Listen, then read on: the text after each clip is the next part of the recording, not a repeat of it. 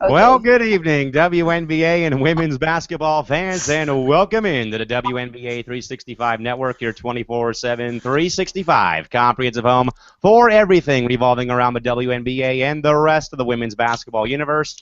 Back with you folks as we bring back a show from the dead, basically. We did this only a couple times during the season. Welcome back, folks, to the show dedicated to the entire women's basketball universe, but named, though, after the building that hosted the first ever WNBA game. This is the Fabulous Forum, live and in full here on the WNBA 365 Network. Of course, joined tonight by Tanisha Stewart and Crystal Thomas, both up in Los Angeles, or in some cases in a LA laundromat. And Cal McClure joining you folks here from Studio 171 in San Diego. Guys, good evening. How's it going tonight? Good to see you. It is going good. It is going very good. Hey, what's up? The show is starting off pretty interesting on Crystal's part, but we're ready to get things rolling.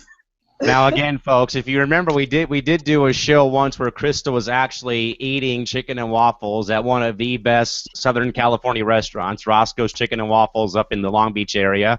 And like I said, I've done a lot of shows, folks, either for the network or for other things I've done with my other endeavors. That's included barbecue restaurants. It's included bar and grills. It's included street corners. It's included pizza restaurants. It's included ice cream parlors. It's included everything you can think of almost. So obviously to have a show being held in a different type of realm in regards to the laundromat is a bit interesting. But hey, like I said, I've done shows in weirder places.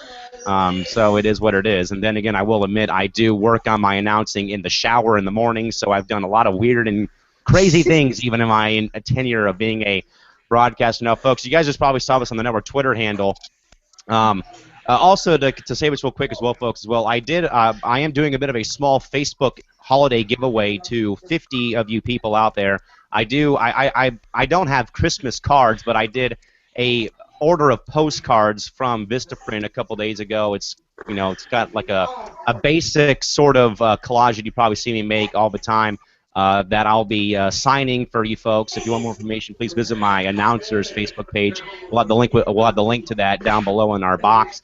But also, guys, probably one of the weirdest things I've bought in the past couple of weeks for the holidays.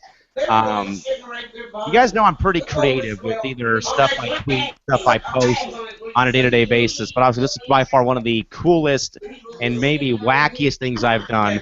I have done a full 12-month calendar, all dedicated to me, folks. This is the Calamax Sports 2016 calendar.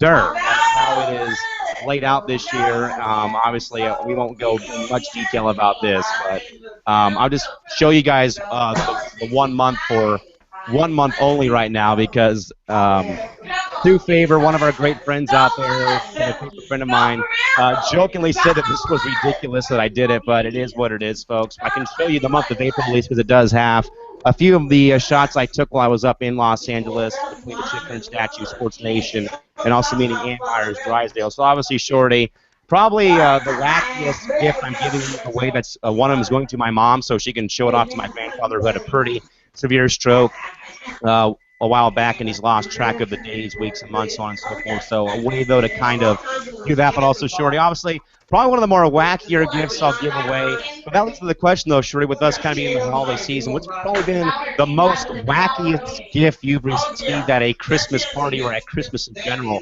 that you can recall of at least in your mind? Um, wackiest. I'm not sure. I mean, I'll have to think back a couple of years, but as of right now, yeah, no, I'm not sure if I've gotten anything wacky. I mean, most of my gifts has been pretty consistent. You know, when I was a kid, I had little arts and crafts things, and then later on in my teen years, I got a lot of electronics because, of course, I'm a tech person and tech nerd, as most people know me as. But other than that, anything wacky, not that I can recall. Crystal, what about you? Anything in particular that may be wacky or strange that you may have received at at a holiday gathering, or you probably found under the tree? What's it been probably for you if you can think of something? As far as wacky, I can't remember, but I do know I got wafer Christmas game, and I never forgave that chick who did that. If I see her in the streets, we fighting over that all day.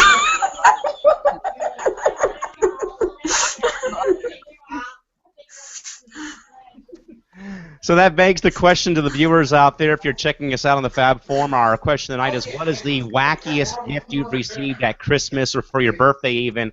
Obviously, the 2016 calendar probably takes number one right now amongst the three of us in here. But if there's something wackier than that, let us know what it is at WNBA 365 or at any of us, at CalamaC3, at ShortyMama24, at Pup1010 with the hashtag the Fab Forum. Wackiest Christmas or birthday present you received, as you can kind of think back to that. But guys, we'll talk some hoops now a little bit. Again, just to kind of show again for the hell of it again. There you go. There's my first moment of fame being in the press of a calendar shoot, but that was all photos that was taken of me across every team I've worked for and things I've done. But hey, it's a pretty clever gift from my grandfather, of course, who's been battling a stroke and other things included. But guys, to get to some small hoops talk for the night, other than just the holiday season being here, Shorty and Crystal, pretty big marquee college hoops matchup on the women's side tomorrow at Maples Pavilion in Palo Alto, California. Tennessee and Stanford renew a long-standing rivalry of sorts, but also a pretty historic matchup of two marquee women's college basketball mecca programs between Tennessee and all the great players and talent they've had, and of course Stanford with all the great talent they've had as well. Shorty, obviously, you probably know two of the people that are behind me on the white paper on the Wall of Fame that played at both of these great institutions for hoops, between Parker and Wiggins, of course. And really, you've not seen a Stanford-Tennessee matchup for quite some time, other than the fact that when Tennessee did beat Stanford when Shannon Bobbitt hit a half-court shot at the final horn to beat Stanford during one of the times that they did play. And, of course, there's been national title games decided between Tennessee and Stanford. So, Shorty, in your mind, though, what are your, what's your overall take and thoughts about the entire Stanford-Tennessee? I guess kind of like the little rivalry that they did have, though, during the mid-2000s and even into now, again, a very big, historic, long-standing battle between two really known women's basketball powerhouses in your mind. What do you think? I mean, like you said, it is a long historic rivalry.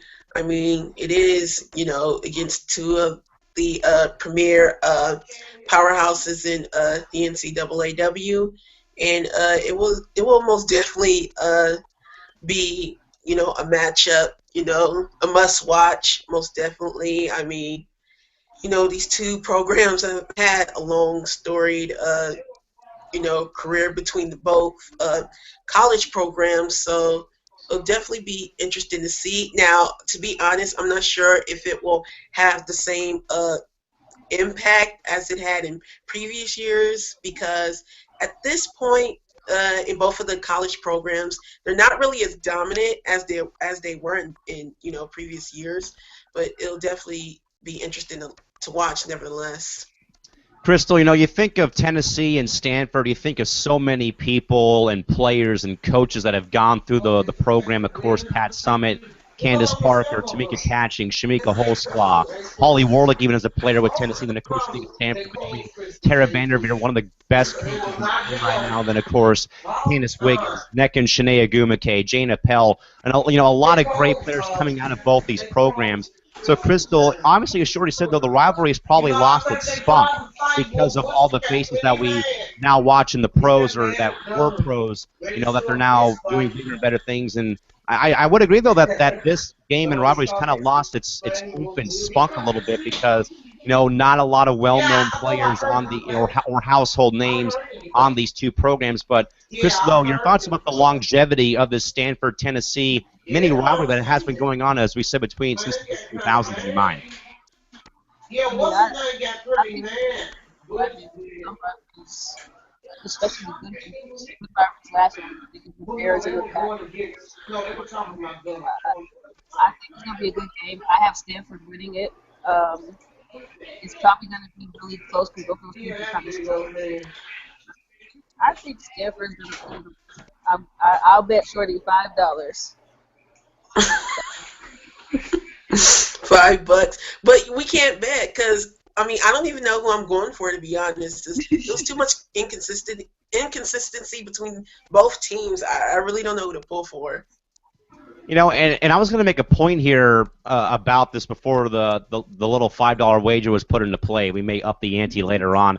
But, guys, I think, though, that in regards, though, that I believe that a lot of the women's college basketball rivalries have really lost their oomph and stride going forward between so many players leaving programs.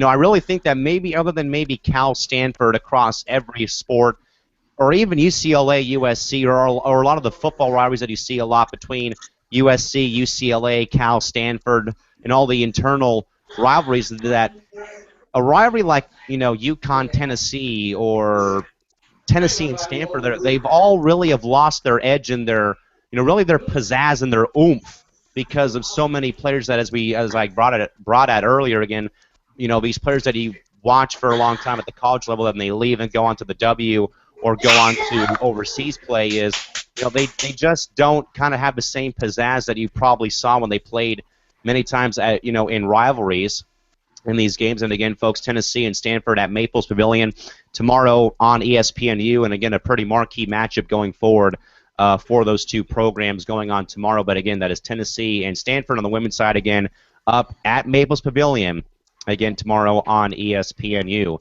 in the ESPN family of networks going forward. But again, that is tomorrow again once more on ESPNU.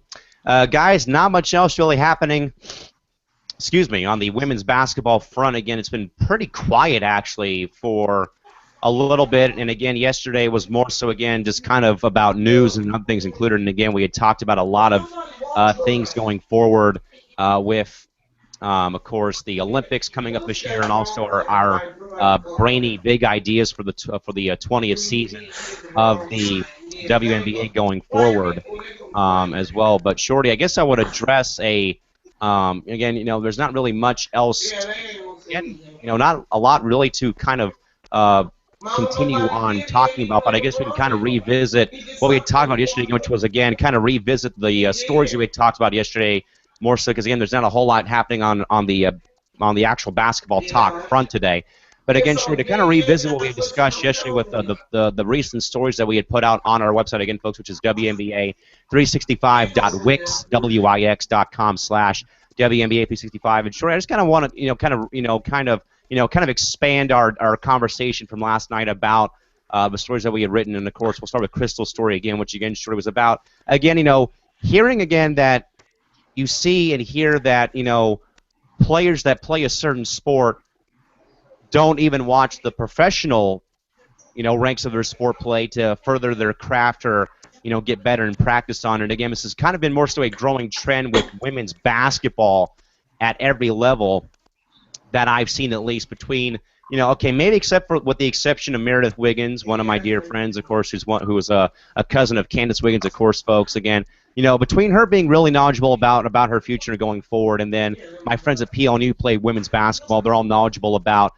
players that have played at the D1 level, even in the WNBA. But sure, though, does it still kind of rattle your cage, or does it kind of make you raise your eyebrows, or is it more so alarm bells and whistles about players wanting to get better and play professional sports, but they don't even take the time out of their day to better learn their craft from the people that they're watching play professional sports? Sure, what are your thoughts, though, to kind of expand our conversation again about this pretty negative growing trend across right now the women's basketball universe? I mean, as I previously brought up yesterday, I mean, I think it's quite sad that players who want to continue on a profession in women's basketball, and not only players but coaches alike, for them to ignore, the WNBA, and not also WNBA. You got some players and coaches, at high school level who don't even watch NCAAW, so that's another thing as well, so for them to just ignore women's sports, women's basketball in any capacity, and just focus on the NBA and NCAA, I mean, it doesn't make any sense. And hopefully, starting now and in the future, somehow that can change, and women in the young girls and players and coaches alike, can start,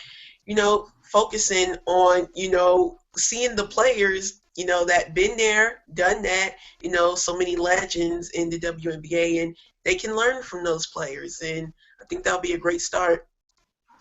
Crystal, I would say it's just complete ignorance from any female basketball player or actually any athlete not watching the pros to perfect the craft. Now, Crystal, yeah, the women's basketball players that are coming up for the future may watch the NBA, but Crystal, what does that really do though for them? Obviously, in my case, and again, reading the story and also hearing it, and even seeing it firsthand about guys or people or players really not watching the pro ranks. It's almost like, how do you expect to get better is one deal to perfect on, but Crystal, I know that you had addressed it, though, with me off air about the fact that you say that more so people or players at your level with the junior college ranks watch the NBA, but Crystal, what's the value, though, of watching the NBA when, for one, the women's game is completely different from the men's game? So I guess to kind of further piggyback off of your story, expand your thought here about, again, as we talk about again, women's players kind of showing ignorance towards their own sport. Like I said, there's nothing wrong with watching the men's game because I myself am an NBA and NCAA men's basketball watcher, but it's kind of like what you said. I mean, you can't really, physically, not a lot of us can do what LeBron does. So why not watch somebody that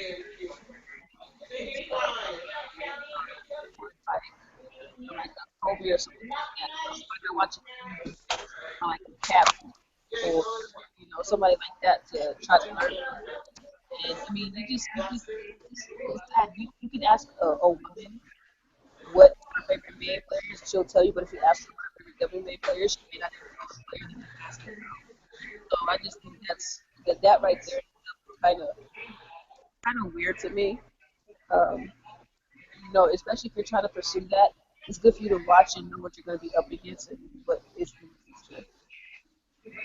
Tanisha, do you think that there's any hope, though, that this trend may stop sometime soon with probably a future generation of players that will actually take the time to watch their own craft, perhaps to better get themselves ready for college and even the pros, perhaps, in your mind?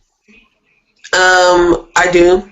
I think it will change over time, and I think women and young girls will, uh, begin to accept the WNBA and begin to follow along. And just a quick point, I don't want to fully go into this because it'll turn into a whole nother tangent in itself. But I think it's not just a player issue, but I think overall the big picture is a societal issue. I think society has somewhat made it not cool to watch the WNBA or women's basketball in general. So therefore, young girls follow that. They pay attention to that. That is one of the things that personally for me happened in my case. But again, I don't want to go into that right now because it's a whole nother topic outside of this. But yeah, so hopefully as society's views change on women's sports and especially women's basketball in general, I think then they will, soon comply and, begin to follow along and see that, you can learn so much from these women's basketball athletes and, they'll, hop along. Crystal, do you believe, though, if there's any hope in the future in your mind? Because I know that you see this firsthand on a day-to-day basis at your school in Los Angeles. But is there any hope, perhaps, for the future that they may actually start learning to watch their own craft to perfect it, perhaps for a better college offer or even professionally? I think so. I mean, look at all the players that are now. I think probably is going to be bigger, better. They're doing I think so, though. I think because now there's a lot more young girls more than what they were when it first came out. So I believe it will.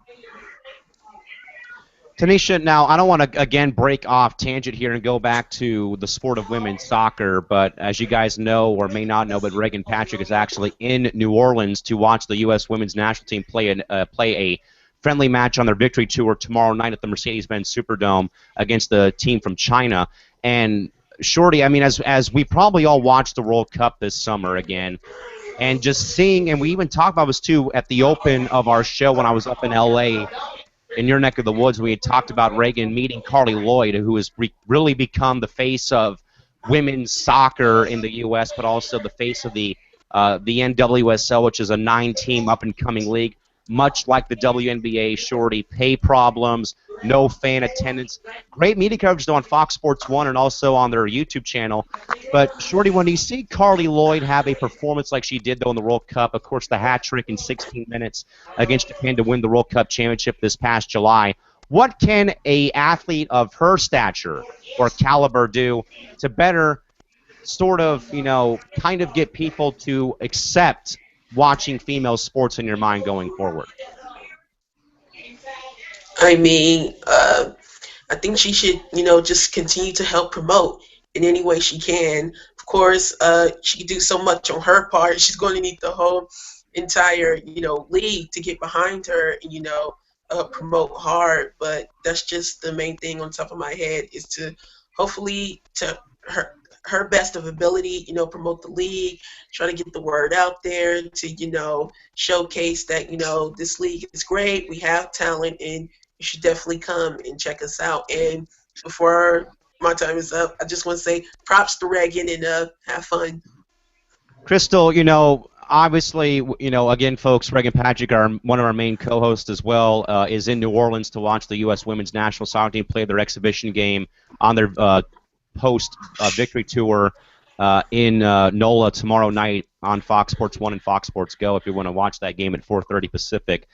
But, Crystal, when you see Carly Lloyd have this type of performance where she's become an American legend, an American hero, for how she, won a championship that the U.S. had not won since 1999 at the Rose Bowl in Pasadena. And obviously it's, in a way, really helped women's soccer kind of go up a little bit. But also you see that but now that you're seeing Elena Deladon in commercials for Gatorade and for Nike, now that's also one stepping stone. But obviously, Crystal, to kind of go back to the point, though, as well, is, what can Carly Lloyd's performance in the World Cup do, though, to kind of, I guess, better give these female athletes and these female sports the attention that they really deserve, in my mind? What do you think and why? Well, first, I also want to give a shout out to Reagan. Have fun. Second, I agree with she's promoting. They can promote more, but it's only so big what one player can do. Even though that player pretty much saved titles, it's only so much she can do. So I feel like they do need to promote women's soccer more. I feel like the game will be bigger, just like I feel like the WNBA will be bigger at one point. But I just think all she can do. I think she did a job of it, but she's going to be more than All I'll say, folks, on this one is, other than me getting to see the women's national team play in San Diego on grass at Qualcomm Stadium next month against Ireland on January 23rd, is also I'd say, hey, if you're a fan of the WNBA, folks, like all of us are, go support the NWSL, and even now go support the NWHL. We're going to give all those leagues a little love here because, hey, we're here for the WNBA, and we might as well help out and start promoting the other two women's pro leagues for hockey and soccer as well in the U.S. and across North America as well. And also, guys, the other story that we wanted to get to, of course, was kind of to expand a little bit more about the story that I had written, which was more so, again, writing about the lifestyle, of a sports broadcaster, sports writer, and obviously, Shorty, as you guys may know, but again, the calendar actually can kind of speak for itself because this is a 12-month calendar, of course, but more so, Shorty, it actually kind of documents about everything I've done over the past 5 years since I became a announcer, between the hockey games I've done, soccer, baseball, college, arena football, along with all the people I've been able to come in contact with between Parker and Wiggins and all the people that are across the Wall of Fame here in studio. But of course, Shorty, like we all said, though, probably a job that is very, very underappreciated and really not, probably not really respected either for what, we announcers kind of go through. And I wouldn't say that about you two as well because, you're in here, you don't have to be here, but you're here for the love of the game and also to help me out as well as doing my job as well. But obviously, Shorty as well, you see the story, of course, and, a pretty rugged lifestyle to kind of live, of course, between early mornings, late nights, whatever it may be. doing 3 to 5 games during a week perhaps. I mean, and I've had a lot of those already in my tenure, but obviously Shorty, probably an eye opener for you guys. Probably reading that story, kind of getting a little dose of what I kind of go through. But obviously, Shorty, to kind of further expand your thoughts about again, kind of living a pretty rough, out of control lifestyle that is being a sports broadcaster. That I had written, of course, kind of expand on what any other thoughts you may have about it going forward. Um, First, I just want to say that you have your own calendar, so that means you're famous. You're a rock star now. But no, I'm just like anyway. I mean to expand. I mean, just like I said, you just let people into the lifestyle of what a broadcaster does, and as we brought up, not too many people know of the lifestyle of a broadcaster announcer. you know Emphasis is always put on the game itself, the players and coaches, but it's good to see the other parts of the game and what makes the game go. And one of the things that makes the game go is also the announcers, the people who bring to you and deliver to you, every call, that's going on, during the broadcast. So you just definitely elaborated on that, and it was definitely a great article, an eye opener for me and for everyone else who read it. And you did a great job putting the piece together. Crystal, like I said, this is probably, this has been my lifestyle since I was 4 years old. Again, kind of just, starting things out with, The Price is Right on television, Little League games I was playing in or my brother was playing in. Then it just grew to being what it is today. And obviously, like I said, again, my calendar can kind of speak for itself of how it kind of takes you through everything I've done over the past, 4 or 5 years since I've been actually doing this entire thing for an actual working career.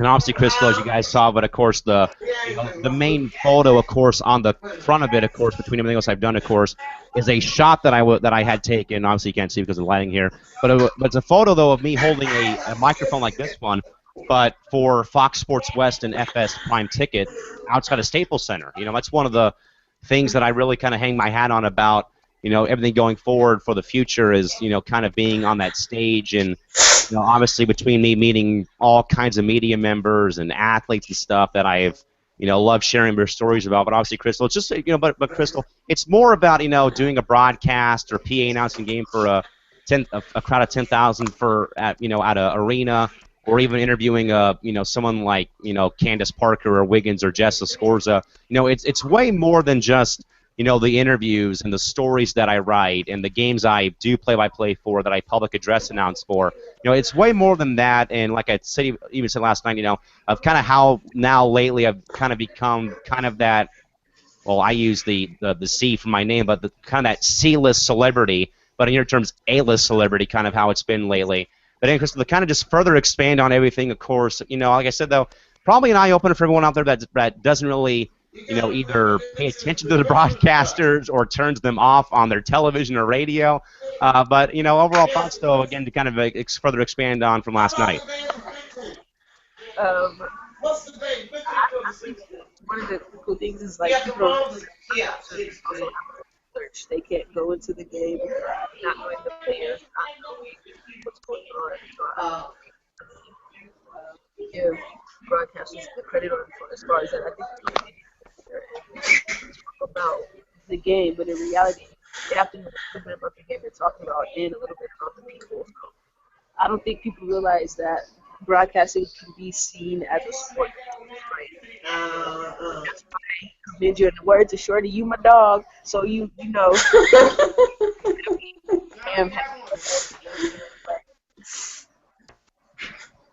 Rough. I'll just say that right now for you, since apparently I'm in the dog pound now apparently. But again, folks, to revisit either story that was written, again, please visit WNBA365.wix.com/WNBA365. With that, folks, we will cross the finish line right here and not go for another 35 or 40 minutes, because there is really, folks, nothing else to talk about tonight here on the Fab Forum. But we will be joining you folks tomorrow night.